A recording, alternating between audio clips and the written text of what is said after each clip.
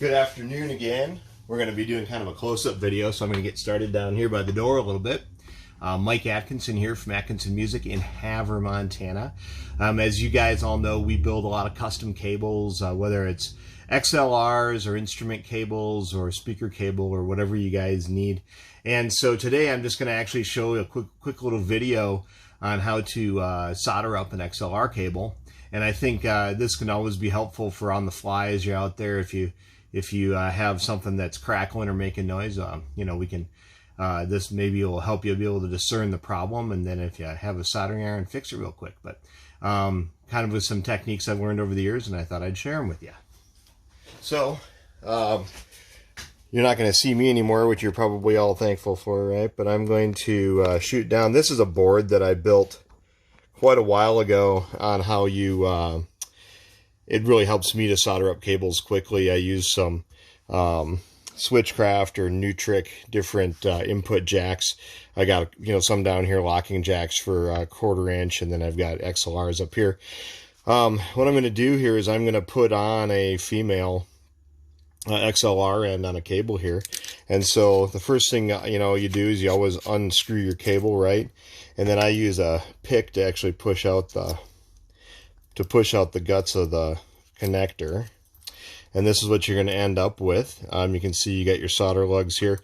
As you noticed, so now we have all these pieces. I'll get to the you noticed part here in a minute, but I've already gone in and I have a cable that's already stripped out, and I have the shield here. As you can see, this is one's the shield, and then you have typically either a red and a black or a red and a white, and so the white and the black are typically interchangeable, and then the red is another signal cable. So you have a shield and two signal cables here. So that's why this can be used as a stereo jack or however you want to use it. So one of the first things that you need to do, and I've forgotten to do this I don't know how many times, and you end up having to take the cable back apart, is make sure you put on your ends or your pieces that can only go on the cable with the end off of it. So your two pieces here. This one's the locking sleeve, and the other one is the back end of the connector. We have our numbers on here so they hold up a little bit. All right, so what I'm going to do is, first thing we're going to do is tin the ends on this. So I have my soldering iron set up to, my preferred temperature is, I'm a little weird about this, it's 643 degrees.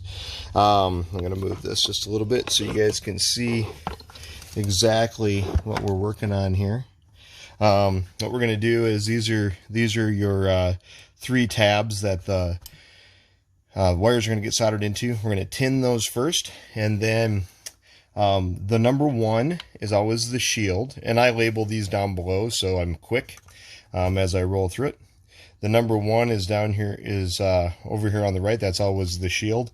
The number 3, which is the center pin on both of them here, is always going to be your black or your white, and the red will always go to number 2.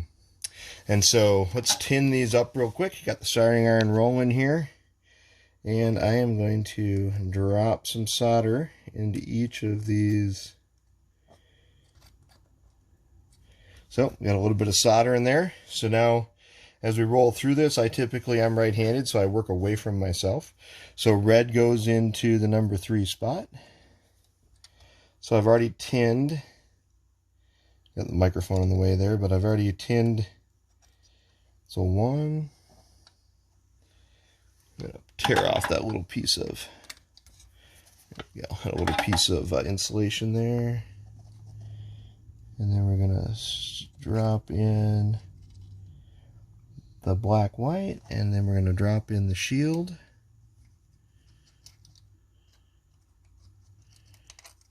Like that. Now we have a soldered joint. Move the camera back over here just a little bit.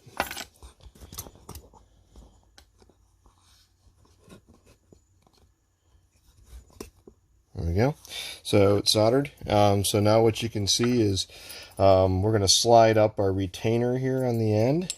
So the slot in the retainer right here, where you can slide it over the top of the cable, always lines up with the center on this style connector. This is a switchcraft style connector. And then we'll take our jacket, and the push down actually lines up with right there, and they can only slide in one way. As you can see, you kind of spin it and spin it, everything will slide in to be nice and flush on the front there. Screw it together. Alright, the last thing I always do is I use a cable tester. I sure hope this works because I'm doing this video in one take. But I always take my cable tester, take my cable, plug it in, and you should get lights that work together. So you should get tip or 1, 2, and 3 as your different lugs, and there you go. So if you ever have anything make a noise or anything like that, what ends up happening is sometimes these solder joints can go bad, and you know, you can go and take a look, and if the solder joint isn't shiny, you probably have a cold joint. And take a look at those, bring them into the shop here. I've got the testers and I've got everything to work with you on them. But that is really how you solder an XLR cable.